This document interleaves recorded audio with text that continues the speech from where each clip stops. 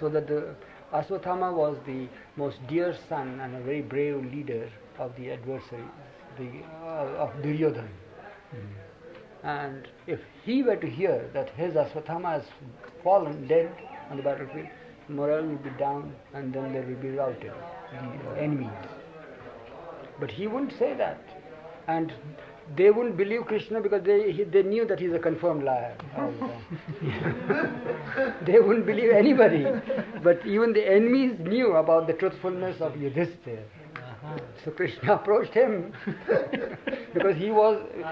The war was believable. The war was based on him being so truthful and all that. They were fighting the war. They were losing all this because of him like that.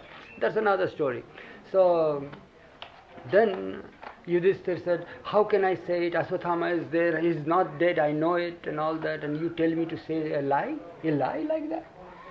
So say it out. What matter it is? When you say it out, think that Aswathama, the elephant, was the most, intelligent animal that was there at the time on the battlefield, and all depended upon his maneuvering the warriors and all that. He had fallen. He had already fallen that day. So he says, all right, while you are taking the name of Aswathama, that Aswathama is dead, think that this Aswathama is dead. Will that be all right? He says, yeah, that will be all right. So this little hesitation in trying to obey the Lord made him wander through the streets. Whereas the dog is such that no amount of harassment, no amount of turning him out or anything, but he continues to wag his tail and follow the master.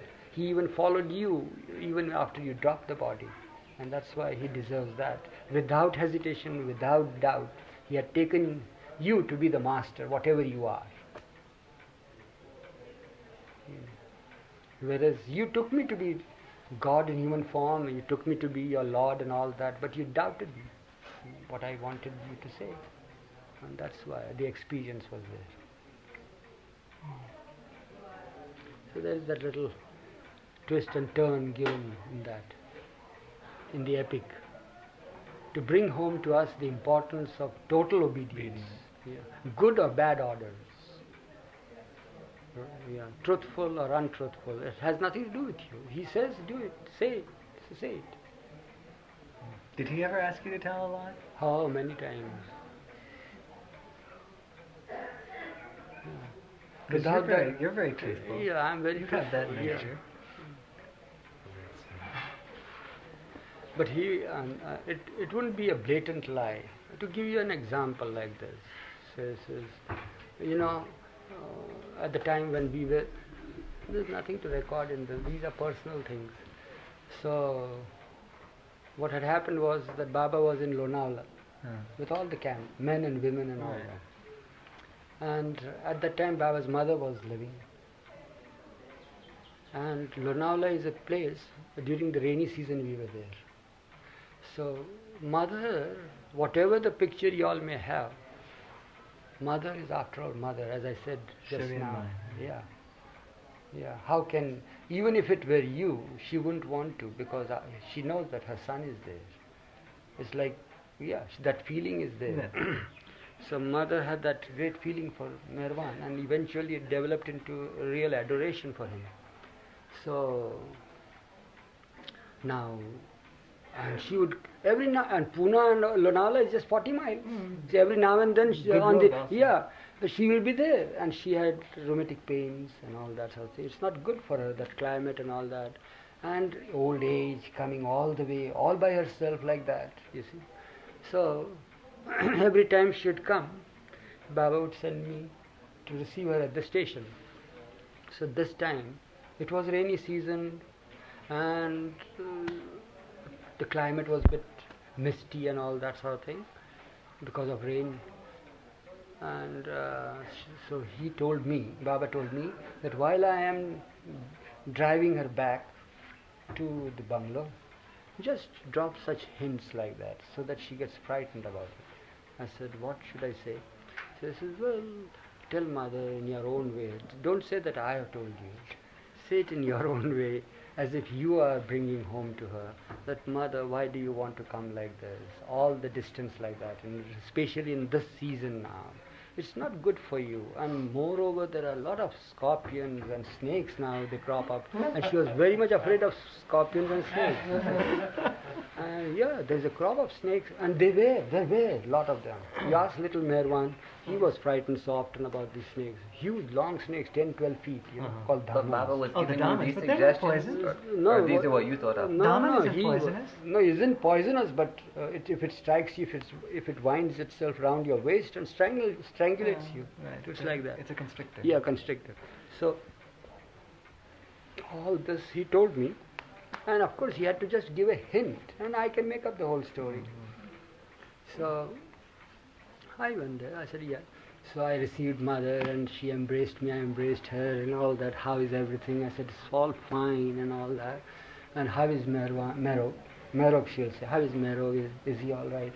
I said, yeah. And money? I said, well, I don't know. Because we were not having any connection with the women. I said, I know that Merwan is all right, and I haven't heard that anybody is sick or anything, and all that. How are you? We are now driving. So you in Tonga or what? Victoria at the time. Victoria. Yeah, horse carriage, the buggy. So I said, mother, see how cloudy the weather is and all that. I said, yeah, Lonavala is like that all the time. So why do you want to come so frequently? And it's not good for you. You had been just last week here, and you again come like that. And nowadays, and the weather is such that it is not good for your knees, and for your joints and all that. Sometimes you might slip, sometimes you might hurt yourself like that, and you come all alone like this. It's not good. So Baba gave me just little hints. I made a long story, and eventually I dropped in these little hints, and this is the season when you get a lot of snakes and scorpions. And before I could end the story, so she looked at me. Did Mero tell you to tell me that? I said, no. How do you suppose that he told me that? What has he to do with that? And she was a bit puzzled about it. And then I laughed and says, you always think that he has told me to tell you such things? No. It's just that. It's a fact. It's so true. Did you fool her? Yeah, and I don't know. She was very wise in that respect. But she kept quiet. She looked at me, and I just smiled at her and looked at her and told her, how does she presuppose such things like that? Did she leave or stay? No, she was there for She stayed for around 2 days. She didn't go right back. Yeah. But after that, was she visiting less at all, or Hmm? did her visiting? No, become less nothing after that? nothing of the sort. Then she went and told Mehrog about it, that this is what Eruch says and all that. And you teach these youngsters like that to tell me all these things. And Baba says, did I tell you to say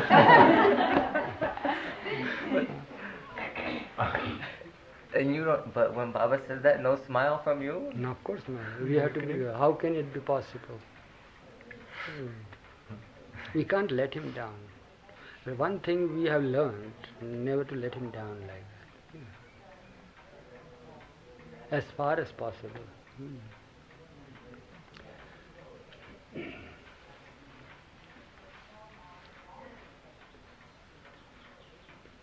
Eruch, Hmm. there was some story about a Swami. You were going to tell somebody. Swami in silence. Swami and silence, yeah. You had asked me something about what need is there for communication between Baba the Beloved, who is so close to us, or each. Actually, it's whenever Stephen goes to the silence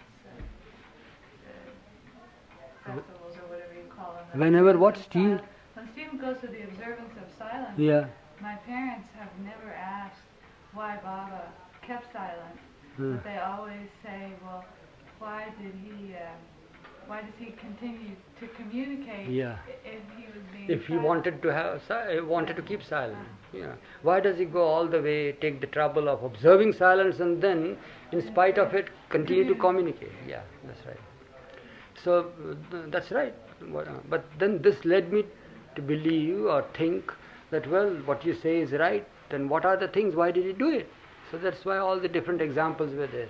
But then while telling you that, a story came to my mind that there is also no need for communication, physical communication through speech or through gestures or anything of the sort. This has happened. Actually, it has happened. So, this is early 30s, when I had not left my home or anything of the sort. Somehow or other, circumstances led me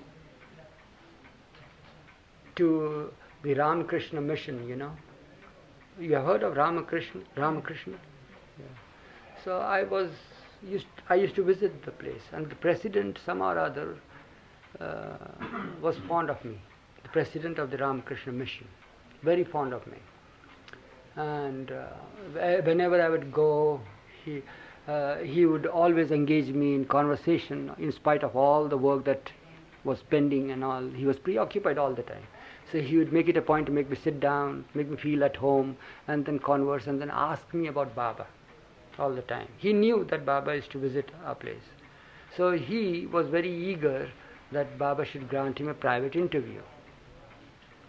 And he was saying all the time that he needed that most because he had a lot of worries on account of something that bothers him which is not clear. He wants to clarify some matters, some points, you know, metaphysical points or spiritual points, I don't know what. But he used to say that. So, can you arrange for it? So I said, well, I'll ask him, but he comes there incognito, he wants to relax, he doesn't want anybody to know. He came to know about it without our telling him, because one day one of his colleagues visited a house who was a doctor, homeopathic doctor, and he saw Baba's pictures like this. See that picture we had, that enlargement, Baba sitting there with the napkin. So he said, oh, that's Meher Baba. He said, yeah. So he says, does he visit this place? We say, very often. So, but we don't know. Then I told him that it's not possible for people to know because we have to keep it quiet and so forth and so on. So he knew from his colleagues. So then he started asking me, and every time he would pester me. So I said, well, I will let you know. So my Baba wrote one day to my father that he is about to come. And that was the year when Baba consented to give a public, darshan. Darshan. We call it darshan, but what is the English word? Audience, as they call it, or something like that. But he never spoke. What would he? Yeah. So darshan is the right word. That he would be open to the public. In short, he was there for anybody to come and have a glimpse of him, be with him, see him. So immediately I thought of this man who would be so often referring this matter. So I told my father. At that time there was no direct communication between Baba and myself. I never had ever written to him. So I told my father to write such a thing, that Eruch says this, and he wrote. And Baba agreed that yeah, he'll give time.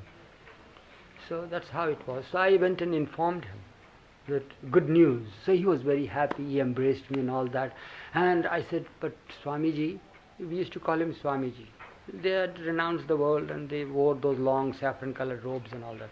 I said, Swamiji, if you are coming there for asking him some questions and all that, so you know that he is silent, but why don't you formulate your questions so that there should not be any wastage of time, because he may give only half an hour or 1 hour at the most.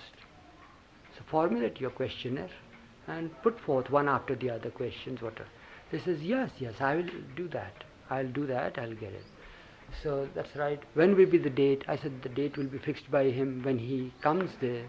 So eventually Baba did arrive. To cut the whole story short, I told Baba fixed the date and appointment was there. So, and Baba sent me in my car to fetch him and that Dr. Swami of his, the colleague.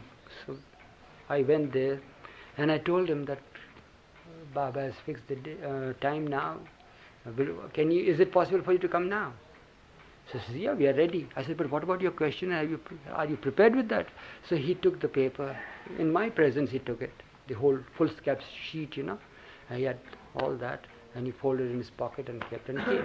I drove him back in the car and all that. Led him before Baba. There were people around and all that. So he came, and Baba, of course, received them with great love, and got them. I pushed them closer. They had an embrace from Baba, each of them a kiss and all that. And Baba made both of them sit on either side of his feet, facing him. So they faced him, and I was happy that I have done my duty. So time is passing by, they are gazing at Baba. I am standing behind Baba's seat, and I am looking at them. They don't look at me or anything. And time is passing by now, an hour and a half. And I am wondering when will it be possible? Why does not this Swami, the president, he is the president, he can speak out something. Why does he not speak out? So eventually I caught his eye, and I told him signs and means show him, speak to him something. So he never batted his eyelid or nothing of the sort, just kept quiet, and all the time I could see tears rolling down his cheeks all the time, and innocently just gazing at him, that's all. And after some time after that, another half an hour, 3/4 of an hour, Baba turns to me. He says, take them away. And I said, what has happened? Baba has forgotten to ask them that they had come for a private interview. Or these people have not the guts to tell him, what should I do? I was a novice at the time, a youngster, going to college. I didn't know what to do, how to broach the subject. Should I tell Baba that they have questions? Will Swamiji like that? Should I tell Swamiji? So I didn't know what to do. So I, of course, obeyed Baba and got out and helped that old man to stand up, and then I conducted him out of the crowd, outside. So as we were out on the fringe of the crowd, I said, Swamiji, what about the questionnaire? You didn't ask him any question. Oh, he says, my son, gazing at him and having a look at him is the very answer to all the questions. That's what he said. Yeah. He told me that. There's nothing to ask. That's how it was. And from no common person. He was the president of Ramakrishna Mission. Still remember those words. Eruch, was that the same meeting that you told Mukha Baba to come to? Yeah, same meeting, yeah. Who? That Mukha Baba, Jivan Mukta, yeah. Yeah, he was out in the garden. Yeah. And what did he say? What were his words again? Well, I had invited him because he used to come to our place. Yes. And he was considered to be one of the renunciators who had renounced the world. But he never wore any frock or anything of the sort, the gown or anything. He was just naked, almost naked, with a little loincloth here. And all the time he had was some piece of cloth, big cloth.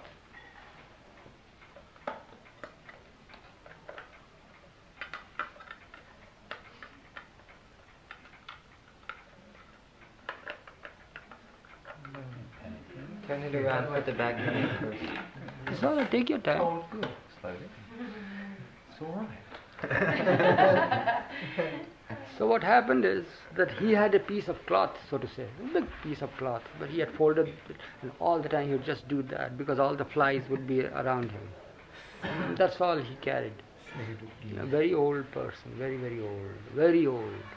Old means he seemed to be really ancient, with all his skin wrinkled up, you see, crocodile skin like thing. So had a good personality, very good height and all that. So Tall, he was tall? he was very tall, taller than you are. Really? Yeah, but like a Thin. reed, yeah. So people knew him as Mukha Baba, one who never spoke. And he would speak with me.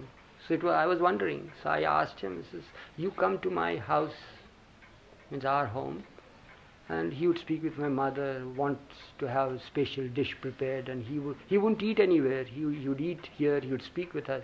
I said, Baba, Mukha, I would address him as Mukha Baba because that was his name. Mukha means dumb, silent. So I said, how come that you speak here and people in the town, they know that you don't speak? He says, well, I don't speak to animals. That was his answer. Yeah. Mine a few words. Yeah, yeah. So I didn't say anything. I said, but then he used to come every now and then. Now that Baba has said that he is going to give darshan, so I naturally extended an invitation to him to come and be there. Will you come? So he says, yes. I said, Meher Baba is coming. It will be a nice affair. People will be here and all that. Will you come? Will it be all right to invite you like that? He says, yes, I will come. I'll come. I said, all right, do come. What time should I come? I said, any time you want to come. So he came at the proper time, lunch time, because whenever he would come to our house, he would eat. And sure enough, he would eat, because we could see his frame, very lean, and there was no tummy or anything, just one thing, just like this. But when he would go, leave our place, the balloon would come out, really like this, and you'd feel satisfied and all. He would eat once in fortnight, once in 10 days, 12 days, when he visited us. Otherwise, he would never eat anywhere. That's what he would say. And it was so true because we could see that frame of his body. So then he was there and all that. I told Baba, in the beginning I had told that I have told this, there is a person who comes every now and then, and he comes here. And the circumstances under which he came, the way he entered the house are different. This is not any ordinary man entering, as if he is the owner of the house. My father was very upset when he first came in. So he started bawling at him. He says, what the hell do you mean you're entering like this in the house like this? Even at the approach road, the dog started barking and nothing disturbed him. And all the time, he started walking straight. So my father all the more got peeved. And he says, who are you to do like this? Why do you come here like this? He says, who are you? You have forgotten that I have kept you as a guard over here. It's my house and you say that it's your house now. What dishonesty, what lie is this? And he walked straight inside and sat there. That's how he came first. My father was very hot-tempered, but in spite of it, he could do nothing. And then I tried to pacify him from the fence because he had first told me that he's going to come. We used to go out to play hockey and all that. So he would sit there and watch us on a culvert. From a distance, I used to notice that. So one day he gets up while the game is over and I'm coming with my cycle out of that campus there. So he gets up there. He says, will you give me food to eat? I looked at him. I never knew that. People used to say that he's Mukha Baba, but I never knew that he spoke. So I was amazed that he spoke to me. I said, yes, sure. Come now to my house. He says, no, I will come on my own. I said, but how will you know? He said, I know everything. That's all. I said, yeah, sure, do come. And that's how. So one day he did come within a week of that. I knew, I told my mother, but I forgot to tell my father. Naturally, when I am not there, I am going to college and all that. Suppose if an old man comes, I gave her the size of the person and how he looked and all that. And she says she was happy because my mother is of that type. But I forgot to tell my father. So this man starts coming inside all of a sudden, and I'm working in the garden. It was a holiday that day. And I see the dogs barking there, and I saw him. My father going out there to chase him out. But your father is tried very to stop. fiery-tempered. No? Very fiery-tempered, yeah, for such things. He didn't care for these things. So I pacified him. But then instead of my pacifying, this man was so brusque about it all. He just brushed aside my father's presence and all that, and he entered the hall. And to top it all, he sat on the sofa set, had nice tapestries and all that, with his bare feet up like that, you see, dirty things. And that boiled my father's temper, you see. And he started shouting at my mother and myself, says, what is this that you all are allowing people like that? And all the more the old man started saying, look at him, look at him. I have kept him to guard the house. And on the contrary, instead of inviting me and receiving me, this is how he shoos the dogs on me. He's telling my mother, he shoos the dogs on me, and so forth. That's another story. But eventually, that's how he came. So naturally, we felt that he must be somebody like this. Otherwise, how would he dare do such a thing? And he had that bearing also. You gave him a bath that day, no? Yeah, that day, of course, every time it was there. But the ghee, that's the Yeah, thing the that ghee. amazes me. You love that ghee part, eh? What happened? So the thing is that when the first day that he had come, I was there, my father, my mother, and everything. And well, he sat there in a very lordly fashion, and he looked at the place and all that, as if he was well satisfied with the whole thing that was there. And he says, "Well, now come on. When are you going to prepare food for me?" Yeah. So he's ordering my mother. My mother never cooked like that. So naturally we had our cooks and all that.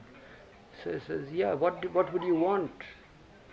So then he started giving the menu of what he would want and all that. But he said, you prepare. Don't ask anybody. I don't eat from anybody's hands like that. I never eat. So my mother says, "Yes, I will prepare whatever you want. What is it that you want?" And my father started boiling. I said, "Who the hell this man is, and why does he come like this?" And we don't allow him to speak anything. And then he says, "Well, before I eat, before I start eating, before that I must have a bath and all that. But before I have a bath, I must have a good massage. And is there any person to do that?" So my mother says, "Yes, we have got men. Where you would like to have a massage? Where would you like?" So where is the bath? Where is it? I don't want any. Mother says the bathroom is there. So no, I don't want that. In the open I always take bath. So there was the hydrant, the garden hose and everything there. With great pressure we used to have water. So with what would you like your body to be massaged? So see how my body has become. I'd like some grease. So no less than. So he wanted clarified butter. Pure butter, ghee, we call it ghee. So, okay, so this much ghee was given and all that, and the servants went on massaging till it became very soft, the whole body, with head and everything, no hair on his head, so no teeth, nothing of the sort. Very old, he was a very old person. And we didn't know who he was or anything of the sort. Eventually he did come. My mother had a piece of cloth for him, ready, new cloth, and he wore it and all that and came. And being full of grease, naturally that grease is still there in spite of no soap to be used. No soap. Just that bath. Yeah. So and he again comes and sits there. My father in the meantime spreads another. He's helpless now what to do. So he spreads a bed sheet or some sort of cover there. You see to protect the tapestry. Yeah, they were very costly things. So that's how he settled down there, and then as if he had a lordly bearing. That's how it was. Commanded respect, and then he said, "Well, is the food ready?" So my mother said, "Yes, it's about to be ready and all that." So, did you entrust those people to cook or did you cook? So I said, "Well, I cooked," she said. So then he was led to the dining table and he says, "No." He says, "It's not." Then of course my mother put everything there. She says, is this the way to serve me? You should serve me dish after dish and all that. Yeah. Attend to me properly. He would draw the attention of mother and myself. So we attended and all that. He ate, and the size of his stomach gradually coming out, bloating. He finished everything. 6 people's food was there actually. My mother always used to cook sufficient. For him it was all that. What did he eat? What would he like? Yeah, he liked, I still remember. What do you call that? Eggplant? Wangi. Yes, so he said not the way that we cook it. We slice them and then fry them with little sprinkle of what is it called? Your condiments and other things, lasun and all that, chutney and all, and then plain dal and rice, but with pure ghee in it, butter in it, and all that, and one vegetable, papad, achar. Papad and achar. Yeah. And he said he didn't have any teeth naturally, so my mother had to. The wangi should have. No, not the wangi. The papad? Wangi, if you did it like that, I saw it. No, not the papad. He of course broke with his hand, but chapati we had to crush, make it into pulp and give it to him. So he ate all, and that's how he used to eat every time. And then after having it, then we had to fan him. Keep the flies out and all that. He was satisfied, and then he went away. When he went away, and then he would come again. We thought that it was just one visit, but he frequented the place. So that's how it was. We came in close contact of him. It was he who first told me about all that. You see, he would take a stroll in the garden and all that, and he'd take me round in our garden, and he says, "What is this tree?" So I said, "Well, it is a mango tree." So he says, "Is it a mango tree?" I said, "Yes, it is a mango tree." It's not that. In reality, it is not a tree at all. And so forth and so on. Then what is it? Well, it's the manifestation of God, he would say, and so forth. Such things he would say. I forget now. But this was the topic. He would talk, he'd converse and all that. So I didn't care for all this. I thought that he is nuts, you see. And I didn't know anything about all this. So then eventually, but he created a sort of a fondness. So that's what led me to ask Baba that I have invited him because he comes here. Baba says, "Very good. What you did was very good." So when he came, when he arrived, of course he came, the dogs as usually started barking at him and he wouldn't care. Wonderful dogs would never rush on him. No, They would bark and they'd just go on, and he would walk as if the elephant is going, on the street, and dogs bark and nothing disturbs. So he'd come, he came straight, but he that day didn't enter the hall. He just kept himself on the veranda and sat there. So I knew that. I went and reported to Baba that he has come, the old man. So immediately Baba sent my mother, says, "Go and attend to him." So as usual, very reluctantly she went. Who's going to leave Baba and attend to a person? But Baba had ordered her to attend to him. He every now and then would ask me, "How is he? Did you serve water? Has he taken his bath? Has he done that and all that?" Being concerned about him all the time. In spite of all the darshan that is going on, the public has come. So eventually he had his meal and all that. After the meal and after the crowd had little thinned out, I asked Mukka Baba, "Baba, come on. Would like to come to Meher Baba and see him." So he said, "What? See whom? Myself? We are one. There is no such thing. He is the ocean and I am that ocean. There is no such thing as nothing there. To see whom?" He told me that. And I said, "Well, why, let it be." But then I reported to Baba that he doesn't want to come. He said this. So there Baba said, "That's good, he is here. And he is Jivan Mukta." Jivan Mukta. And I just heard that and that's completely forgotten. You didn't know what Jivan Mukta meant at that time. What is that? It didn't mean anything. I didn't know even what Sadguru meant. Sadguru means. You see. So, what is So Jivan Mukta is nothing but perfect, nothing short of perfection. Is perfect master, but without duty. There is a station called Jivan Mukta, and the status is of the man, and that's how it is. It goes around. It goes around. Yeah, he goes around Enjoys. he enjoys. If ever you all wish to have perfection, have the perfection of Jivan Mukta. Because no duty, nothing of the sort. You are free. And you wield infinite power, knowledge and bliss at the same time. You are totally conscious. Who was the one that was, that one Nath, or what was his name? Where that whole family were all perfect and one was Jivan Mukta? That is Eknath. Gyaneshwar. Yeah. But his beauty was so great that he Yeah, had himself yeah, buried yeah. because he was causing trouble for his others. For others who had close connections with other masters. Right. Yeah. But your father So yelled. that was, Your father yelled at him. first, not afterwards. Did your father come to like him at all, or he just tolerated him? Tolerated him.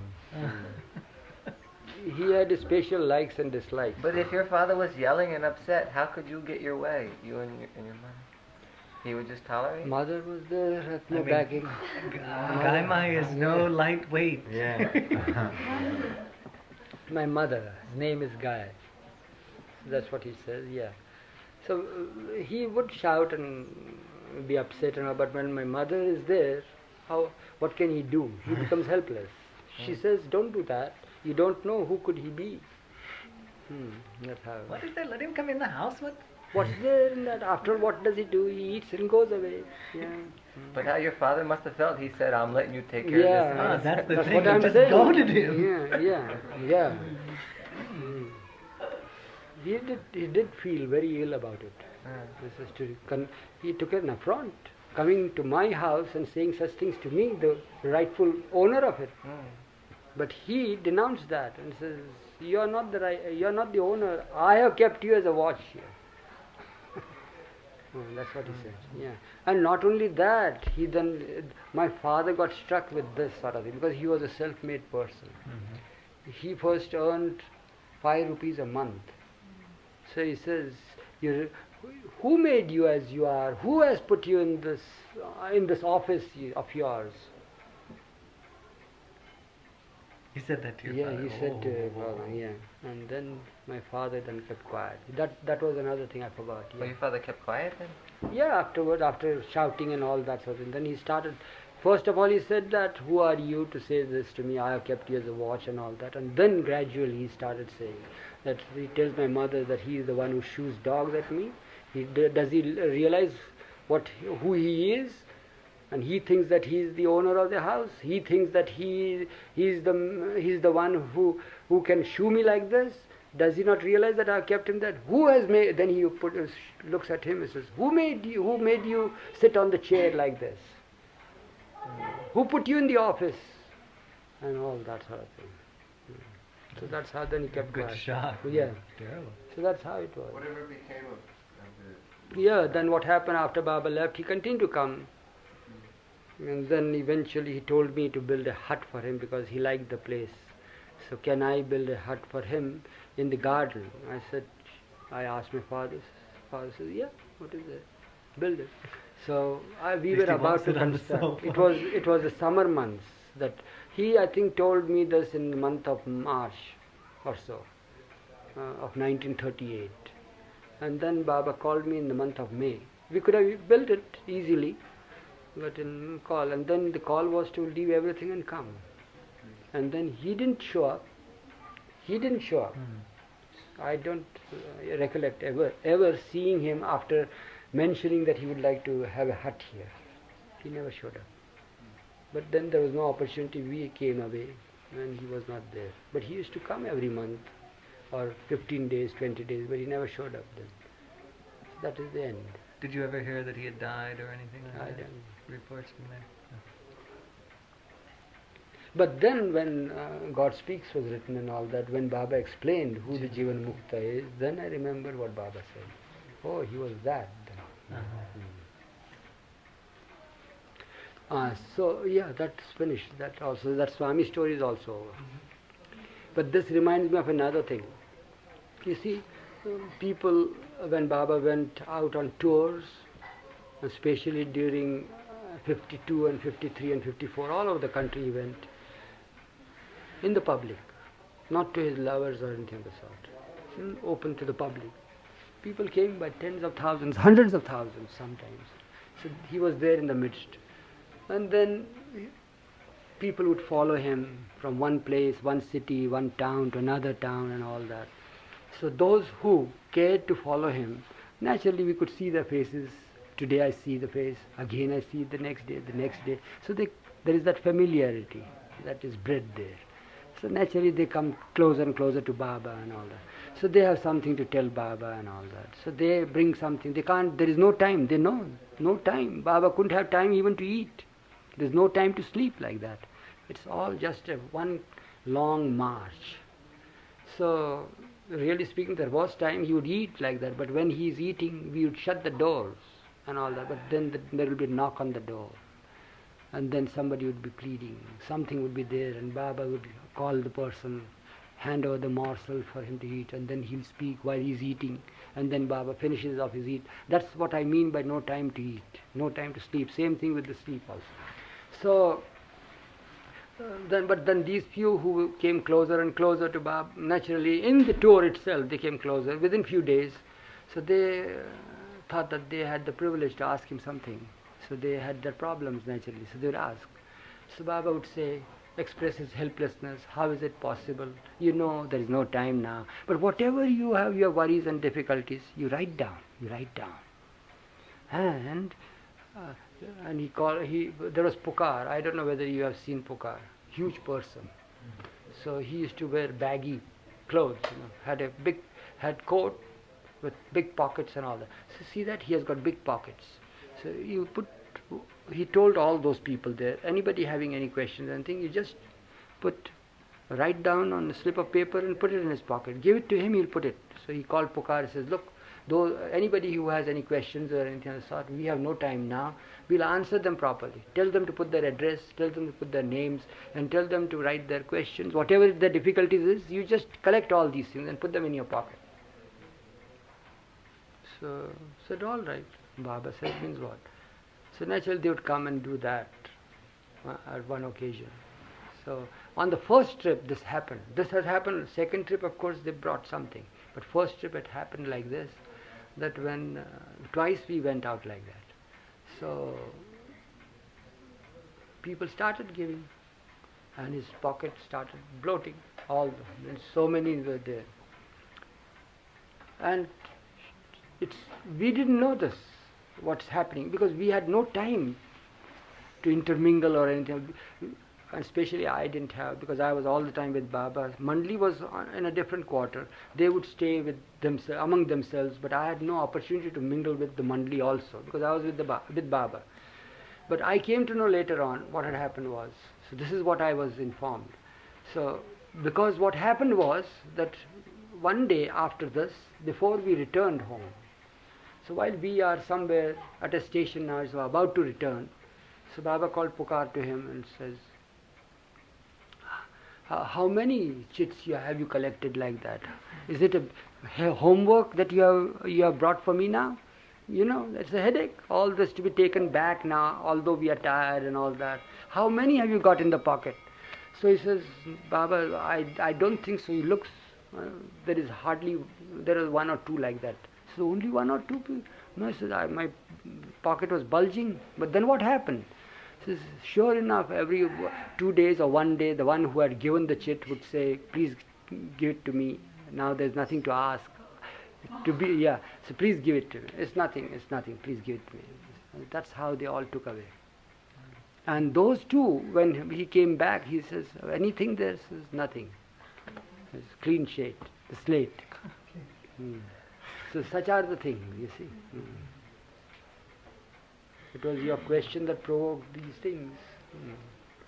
It's good that you asked that question.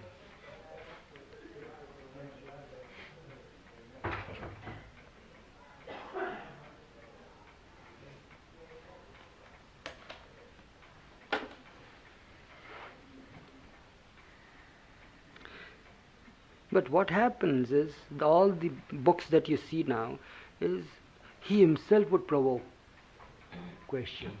He would tease us into putting questions, not us, the visitors. How about this? How about that? What do you think about it? Like that. Just as he used to, I told you this morning, he asked us, why is it that people shout at one another when they are angry and all that? Like that, he would put a question. Like, what will happen when people will ask you, you all were with me for so many years, what is God? You must have spoken about God. He must have told you about God. After all, what is God? What did he say about it? What will you ask? So all these things, he would put such questions to us.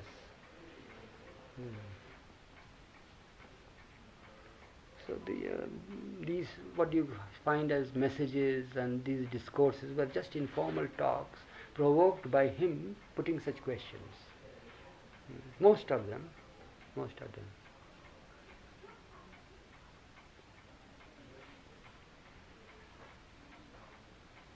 Otherwise, in his presence is overwhelming. It's self-satisfying. Nothing is to be asked, nothing is to be gained. Those who had come in close contact, they wanted just to offer themselves.